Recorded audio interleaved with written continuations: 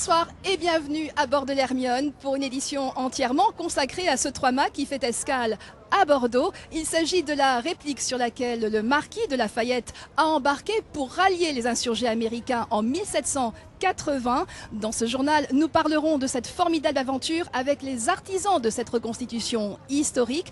Et pour commencer, je vous propose de remonter l'estuaire aux côtés de l'équipage. C'était hier, reportage. Les voiles sont déployées, le Phoque également, le bateau de guerre avance sur la Gironde comme il y a 234 ans. C'est la première fois que l'Hermione revient de 5 jours en mer depuis qu'elle a quitté son écrin de Rochefort il y a un mois. Le 3-mâts débute sa période d'essai, mais le commandant savoure déjà les qualités hors normes de la machine. Il y a des secrets dans ce bateau qu'on découvre, qu'on n'a jamais vu ailleurs, puisque les témoins de l'époque ont disparu. Et nous, on retrouve ça. Et on s'attendait à retrouver ça, mais on ne savait pas quoi.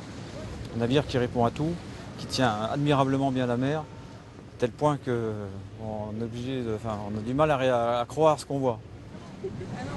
L'Hermione est une frégate armée de 26 canons de 12 livres. Elle contenait à l'époque 2400 boulets et 5 tonnes de poudre.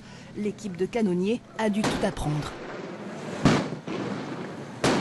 Sur l'Hermione, je suis responsable des canons, donc les tirs, mais aussi vérifier qu'ils sont bien amarrés, qu'ils ne s'en aillent pas quand il y a des coups de roulis.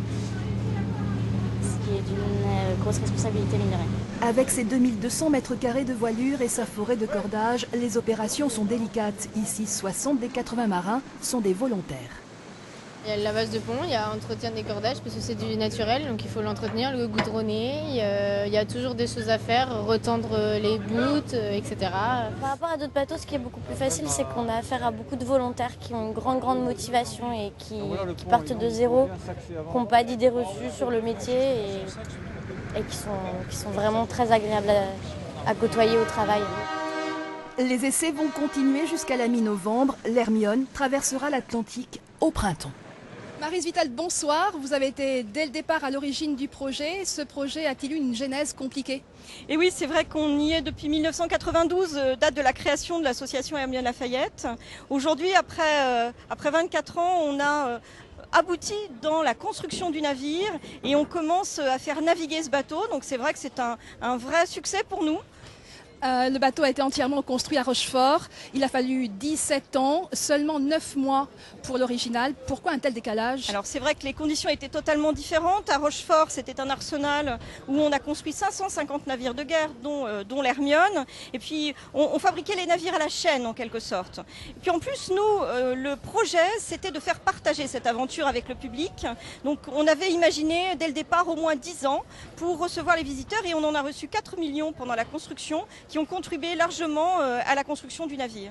Et pourquoi Bordeaux pour votre première escale officielle? Alors c'est vrai que c'est un port magnifique pour nous, en plein centre-ville, et ça nous tenait vraiment à cœur de venir à Bordeaux pour cette première escale publique.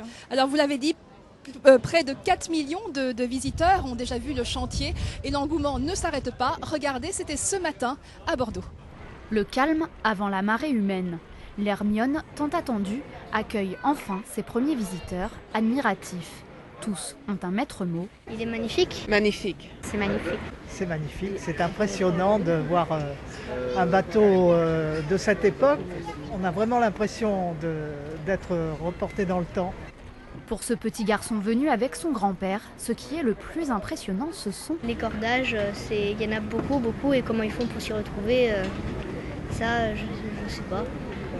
Une première escale réussie à Bordeaux qui n'a pas été choisie au hasard.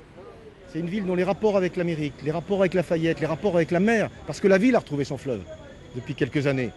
Pour nous, c'était une alliance naturelle. Mais certains n'ont pas attendu l'arrivée de la frégate dans la capitale girondine pour l'admirer, comme cette famille déjà venue voir l'Hermione à Rochefort. Il était encore en construction, il y avait juste la coque, il y avait rien d'autre, il n'y avait pas les mâts, il n'y avait pas toutes ces cordes. Et mes filles étaient toutes petites, on avait envie de leur montrer un petit peu le côté historique et le côté magnifique du travail qui avait été fait pendant toutes ces années. Un travail qui porte ses fruits. En moins d'1 heure ce matin, plus de 130 personnes ont joué aux pirates, ou plus simplement immortalisé le 3-mâts. Ce n'est que le début, 20 000 personnes sont attendues jusqu'à dimanche. Guy Gautreau, bonsoir, vous êtes passionné d'histoire et c'est avec l'Hermione que Lafayette a débarqué à Boston pour apporter le soutien de la France au général Washington qui combattait contre les Anglais. Est-ce qu'un tel engagement pour la liberté fait toujours rêver les Français en 2014 ? Oui, je crois que, bien entendu, cet engagement pour la liberté fait toujours rêver. Le concept de liberté dépasse les siècles et on peut dire de Lafayette qu'il était en 1782 par rapport aux idées de liberté, une sorte de précurseur et qu'il a porté cette idée aux États-Unis avant de la porter également dans son pays après. Alors, en avril 2015, l'Hermione va refaire le même voyage qu'en 1780. Est-ce que l'Hermione et Lafayette parlent encore aux Américains ? Écoutez, Lafayette énormément, l'Hermione peut-être un peu moins parce qu'on ne demande quand même pas aux Américains de savoir forcément que c'est l'Hermione qui a emmené Lafayette aux États-Unis. Je dirais même que Lafayette est beaucoup plus célèbre aux États-Unis qu'il ne l'est en France. On le sait, aux États-Unis, il y a des dizaines d'endroits qui portent le nom de Lafayette. Il y a des comtés, pas des États quand même, mais des villes, des associations. C'est vraiment un grand personnage historique pour les Américains. Est-ce qu'il y a d'autres bateaux dans le monde qui sont autant chargés de valeurs comme ça, de la démocratie, de la fraternité finalement ? Non, si on parle de valeurs portées par un bateau, je ne crois pas que l'Hermione n'ait d'égal dans le monde. Bon, bien entendu, tous les pays ont des bateaux, les Américains ont des bateaux historiques qui portent leurs valeurs, mais une valeur aussi universelle que la liberté, je ne crois pas. Je pense que l'Hermione est un très beau support. Merci Guy Gautreau. C'est la fin de cette édition. Sachez pour tous ceux qui n'ont pas encore de billets qu'il est possible de visiter l'Hermione jusqu'à demain soir. Après ce sera complet jusqu'à lundi, date à laquelle la frégate reprendra la mer. Quant à nous, on se quitte en images, des images de mise en lumière de ce magnifique 3-mâts signé Éric Le Collen. Très belle soirée sur France 3.